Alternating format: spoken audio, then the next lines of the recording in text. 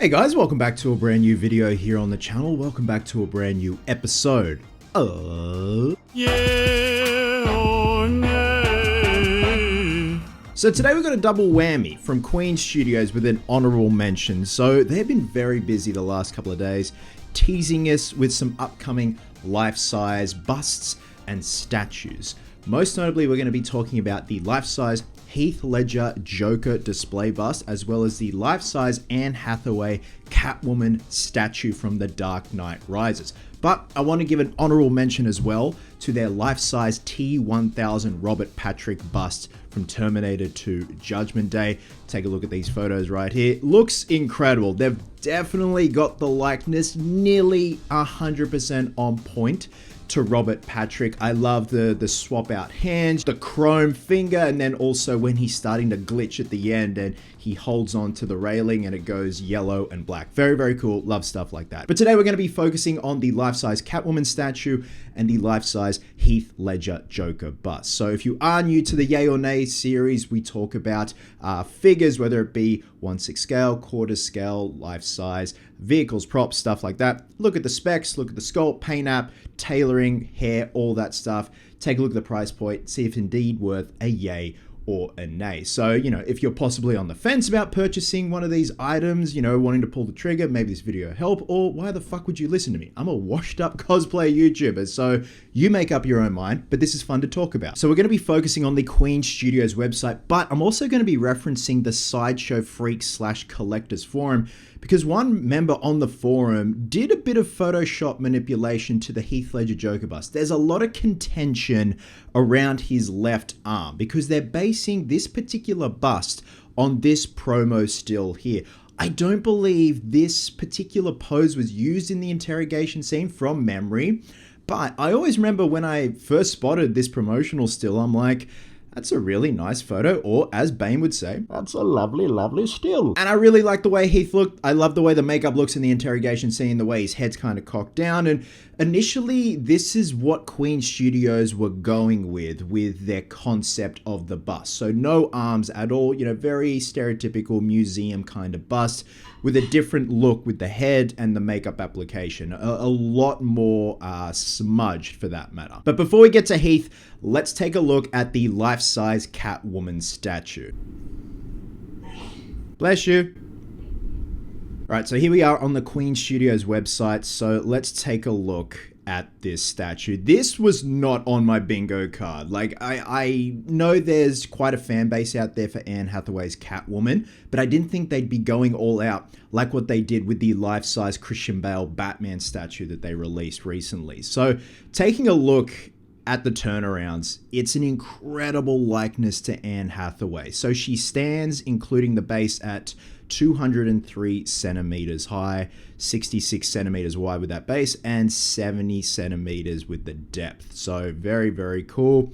Get the turnarounds there. Let's just make sure that just looks really accurate right there. Okay, yeah, that looks really accurate. Nice. Now we get a good look without the goggle headset on, and in terms of the likeness to Anne Hathaway, it's pretty spot on, man. I'm looking at the eyes. I wouldn't say something seems off, but I don't know. I can't tell. It's definitely the best head sculpt I've seen of Anne Hathaway. Like, for the most part, I've only seen 1/6 scale and 1/3 scale. I think there was a statue released with her on the Bat Pod. But going along, the goggles with the lenses folded up, all looks great. The costuming looks great. The tailoring looks great. The pose as well. The pose is spot on. It's simple. Again, it's like that classic simple museum pose. But I think that looks spot on to Anne Hathaway. That profile, the eyes, everything, the hair, it all looks great. Again, I wouldn't think this is something they'd be putting out. It wouldn't exactly be something I'd be interested in if I had the cash. Maybe if they did a Michelle Pfeiffer Catwoman, definitely, for obvious reasons. But it's interesting, like, if you get this, like, who's the clientele for this? Like, a lot of thirsty nerds? I don't know. And, I can't talk. I'm a bit of a thirsty nerd now and then, aren't we all? So if we go to the price, they've got a couple of options. So you can do a deposit of $2,960 due now, and then $8,840 plus shipping due later. Or you can do the full payment of $11,800 USD. So If we check out what that is in AUD, that is $17,884. So pretty on par with the Christian Bale life-size statue that recently got released. I love how it says about the figure, but it's just a synopsis about The Dark Knight Rises. That's all. Estimated delivery date, Q3 2026, which will probably be pushed back to, I'm guessing, Q4. It just happens a lot. But yeah, in terms of the execution of the statue on a whole, it looks terrific. It looks great. Again, I wouldn't think this is something they'd be putting out. Because again, Anne Hathaway played a good Catwoman, but she's not my favorite. My favorite is definitely Michelle Pfeiffer. And again, if I had the scratch, get it? That's a good little cat pun. Maybe if I had disposable income and they released a Michelle Pfeiffer, maybe. But also, I'd rather like a Michelle Pfeiffer in 1/3 scale, which is available in 1/6 scale as well. Now, moving on to the Heath Ledger Joker bust. When I first saw teaser photos of this bust, I thought this is Photoshop for sure. Like, they've taken that publicity still, that promo still from the interrogation scene and put it over this bust. And I don't want to be out there saying this is the best head sculpt ever. But if we click on the photos, to me, this is the most impressive head sculpt, likeness, and paint app of Heath Ledger's Joker that I've ever seen. And for the most part, it's been smaller scale. 1/6, quarter scale. You know, we've seen a few life-size busts from some very talented independent artists. But in terms of something that's mass-produced, and if this is how these pieces are going to look in hand, this is by far the best I have ever seen.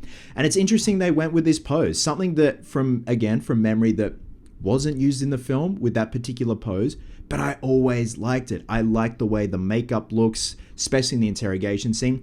If anything, I just feel like with the paint app, there should be a bit more separation and a bit more of Heath's natural skin color bleeding through. Like, it looks very naturally smudged, but like the wrinkles on his forehead in that particular sequence, because they wrinkle up and the oils on his skin kind of break down the paint, it's very stark. It's a very stark contrast, for that matter, between his skin and the white clown makeup. But going along, the tailoring, the execution of like the pattern on the shirt, the tie, everything, the hair as well, man. I feel like they've balanced that fine line of Heath's natural brown and the green rinse as well, because it's not like a classic Joker green. This is like dirty, grungy. He's had that rinse in there for a while and it's starting to almost fade out. Now, again, there's been a lot of contention about an arm, his left arm. And you look at the promo still, and it makes sense why they cut it off, you know, at the elbow there. Because the arm is down in that particular pose, and there's not really much else you could do with that. Like, you know, you could have possibly the left arm up in the air, but it defeats the purpose of replicating that particular shot. And then you got the size comparison there. So stands at 89 centimeters high, 69 depth, 58 centimeters wide.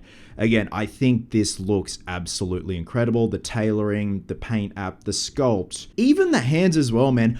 And someone made a comment, and I think they're right. I swear his nails were a bit longer in the film, like a bit more grimier as well. But I love that they got the clown makeup on his hands as well, the tie, the tailoring, the base as well. The base is interesting. I like that it's kind of that wrought iron industrial look with the clown mask from the beginning of the film with the bank heist.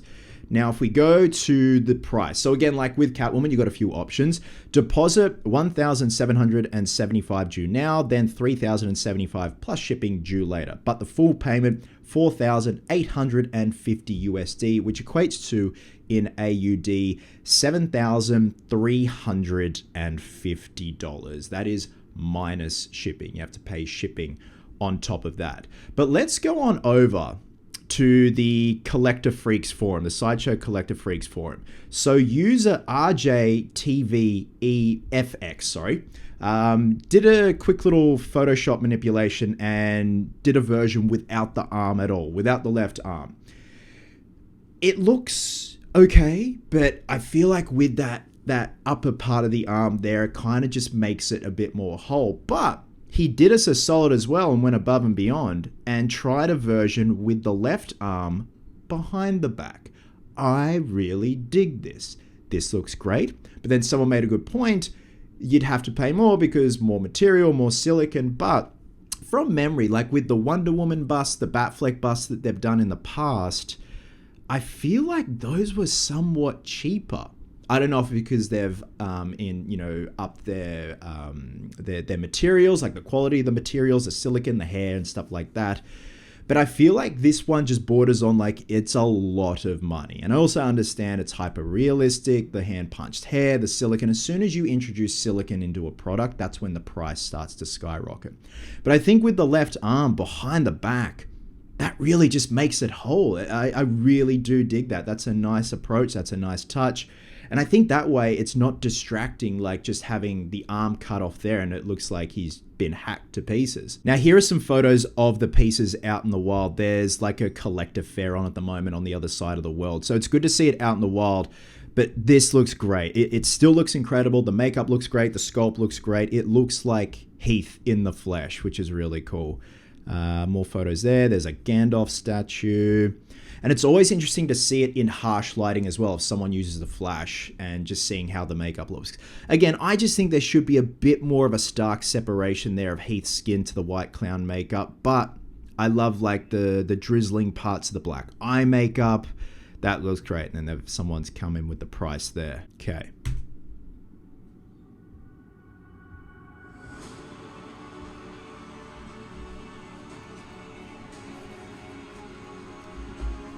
That looks great.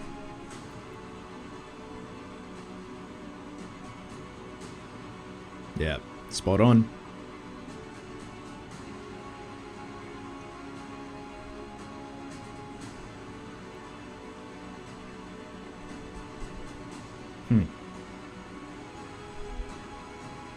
She looks a bit cockeyed.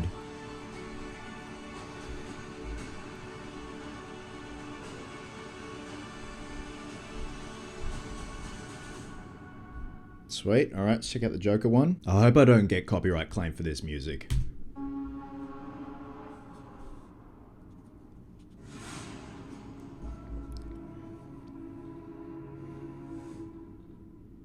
That's sick. Oof. Hang on. Let me just go back. Yeah, that looks great, man. It's always been the hardest thing to capture Heath's eyes. Because like Anne Hathaway, Heath had such dark brown eyes and such a unique, distinct eye shape. But with the clown makeup on, it somewhat changed his eye shape. And it's always just been that task of trying to capture Heath's eyes perfectly. If the eyes aren't right, it throws the whole thing off. Much like the Anne Hathaway sculpt. But I think they definitely nailed it here with the likeness of his eyes and just giving the piece a soul, essentially.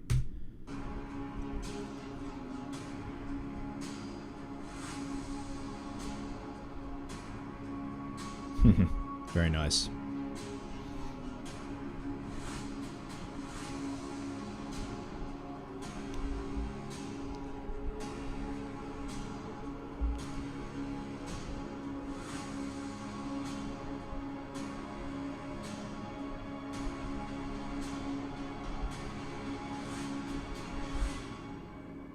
Sweet.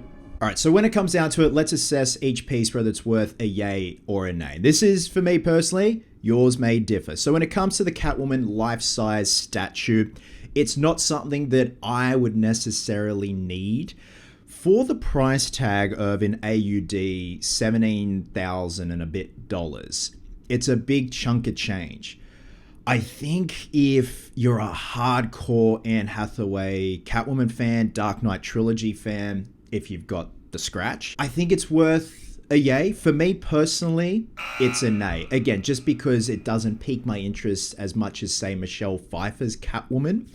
So for me personally, it's a nay, but it's not to knock the incredible execution of the head sculpt, the likeness, the paint app, the hair, the tailoring, everything. It looks terrific. Just me personally, it's a nay. But like what they did with the Christian Bale Batman life-size statue, incredible work, man. When it comes to the Heath Ledger Joker bust, I really love what that forum user did with the left arm behind the back. I think that just definitely completes it. At first, when I saw photos of it and the arm cut off at the elbow, it didn't really distract me. But looking at it more, I'm like, oh, it's kind of, So for the price tag, 7 and a bit thousand AUD, considering how impressive that head sculpt is, to me, it's captured Heath's likeness as the Joker perfectly. Some people may have gripes with little details here and there, but to me, this is the best by far. This has set the bar pretty damn high. I'm going to go with, as expensive as it is, a yay. If I had the space, absolutely, in a heartbeat. If they go back to the drawing board and let's just say they take the feedback on board and put the left arm behind the back, absolutely, man. It would have been cool to see them do a life-size statue of this pose. Heath standing with the coat on, the trench coat on, doing that pose. I think that would have been great. I don't know why they haven't done... Wait, hang on. They have, haven't they? There was a life-size statue coming out. I'll put a photo up. But I remember, yes, there is a life-size statue coming out. I don't know if it is from Queen Studios. But this pose with a full life-size statue, I think would have been great. Give the option of interrogation scene look, or pop the blazer, then the trench coat on, and have that look.